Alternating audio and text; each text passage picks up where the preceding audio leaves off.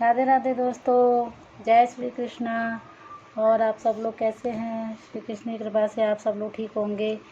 आज मैं आपको ये बताना चाहती हूँ कि अक्षय तृतीया आ रही है तो उस पर क्या क्या कर सकते हैं, और जो लॉकडाउन चल रहा है उससे जो लोगों की समस्या है वो घर में ही कैसे सुलझा सकते हैं।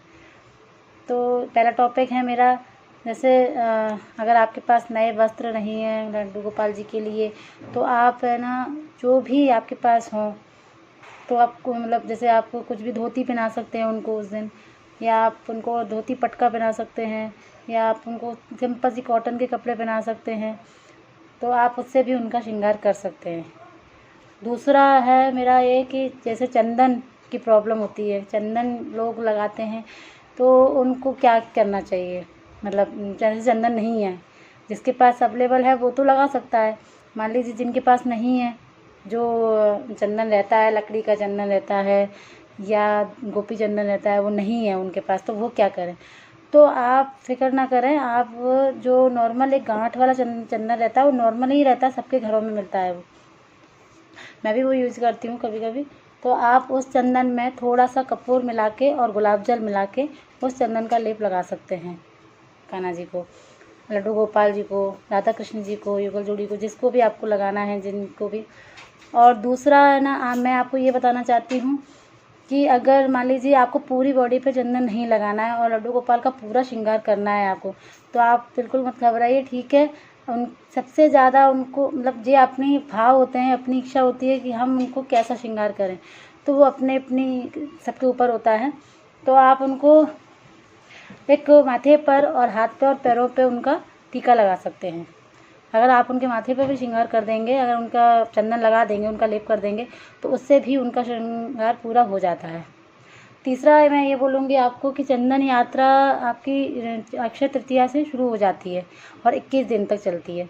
तो लोग बोलते हैं रोज़ हम चंदन की कैसे लेप लगाएं, क्या करें क्या नहीं, जिसको किसी को टाइम होता है, किसी को नहीं होता है। तो आप बिल्कुल फ़िक्र मत कीजिए कि आपके भाव के ऊपर है, आपकी इच्छा के ऊपर है, आपके समय के ऊपर है। आप जितना उनको समय दे दें, तो आप उनको माथे पर और उनके चरणों में और उन हाथों में भी रोज़ लगा सकते हैं 21 दिन तक। तो आप आराम से उनकी पूजा कर सकते हैं और उनका श्रृंगार उस दिन आप मतलब जैसा आपकी इच्छा करें आप त्यौहार। तीसरा ये रहता है, चौथा ये रह गया, मैं आपको बता दूं चौथे में कि आप उनको ये कर सकते हैं कि जैसे कुछ लोग ना अक्षय तृतीया को अक्खा तीज भी बोलते हैं। तो उस दिन जो भी शुभ काम होते हैं, मंगल वाले काम होते हैं जो अपने, हम तो बिना उनको मुहूर्त दिखाए हम वो काम कर सकते हैं। तो आप जो भी शुभ काम करना चाहें तो वो कर सकते हैं। और दूसरा हमारे यहाँ, आपके यहाँ क्या होता है आप भी मुझे शेयर कर सकते हैं। हमारे यहाँ ये होता है कि हम मटका भरना शुरू करते हैं उस दिन, पर जैसे अब भर जाते हैं, पहले से ही कलश भर देते हैं लोग बाग। आजकल गर्मी इतनी पड़ रही है तो घरों में आजकल फ्रिज भी रहता है, मटका भी रहता है सबके यहाँ। तो उस दिन फिर भी स्पेशल आप थोड़ा सा कुछ भी करें, जैसे मान लीजिए थोड़ा सा, भले छोटे छोटे मटके लें पर लें ज़रूर उस दिन एक मटका। ये आपके ऊपर है, आपके अगर ये नहीं होता है तो आप बिल्कुल, कोई ज़बरदस्ती नहीं है, जो आपके यहाँ नियम चले आ रहे हैं आप उनको फॉलो कीजिए। क्योंकि एक नया नियम करने से क्या होता है, उस नियम को फॉलो नहीं कर पाते हैं तो फिर बहुत दिक्कत होती है। इसलिए जो आपके यहाँ होता है वो ज़रूर। तो मैं तो अपना जो पर्सनल एक्सपीरियंस है वो मैं आपके साथ शेयर कर रही हूँ, जो हमारे यहाँ होता है। तो हमारे यहाँ मटके भरा जाता है, दान दिया जाता है, जो भी है अपन अनाज वनाज जो भी देते हैं। तो मेरी यही टिप्स थी कि जो लोग लॉकडाउन है और उनको लोग समस्या आ रही है कि हम उनको श्रृंगार कैसे करें, हम उनको लेप कैसे लगाएं, और हमारे घर में जैसे मान लीजिए मार्केट नहीं खुला हुआ है तो उनके पास अवेलेबल जैसे उनके वस्त्र नहीं है या उनकी ज्वेलरी नहीं, तो कोई दिक्कत नहीं है, आप उन पे जो रखा हुआ हो वो भी पहना सकते हैं। अगर आपके पास कुछ नहीं तो कोरा कपड़ा अगर आप हो तो आप उससे उनकी धोती और पटका भी बना के पहना सकते हैं, बड़े आराम से उनको लपेट के। आप चाहें तो पूरा लेप लगाइए पूरी उनकी बॉडी में।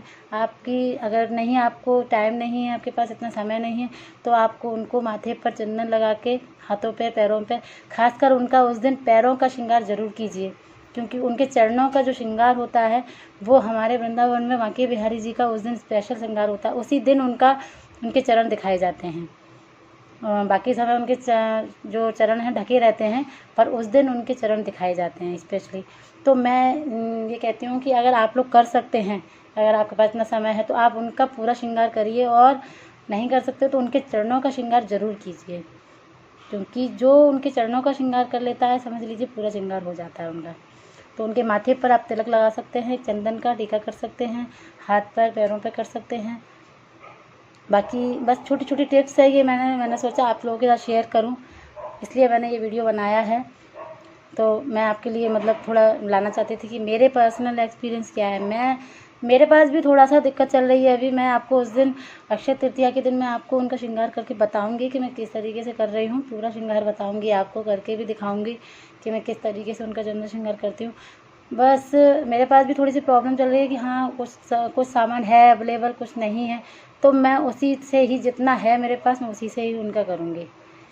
तो चलिए दोस्तों, आज के लिए मैं इतना ही बोलूँगी कि जैसे भी आपके घर है, आप त्यौहार मनाइए, अच्छे से मनाइए, सुरक्षित मनाइए।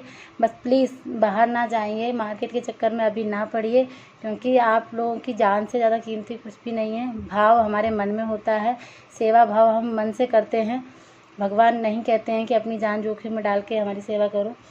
तो आप जो भी करिए अपनी भक्ति भाव से कीजिए, प्रेम से कीजिए और सुरक्षित रहिए।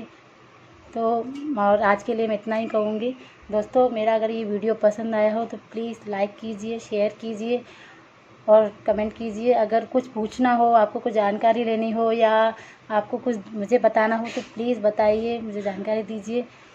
और मैं आज के लिए यही इतना ही बोलूँगी। राधे राधे दोस्तों, जय श्री कृष्णा।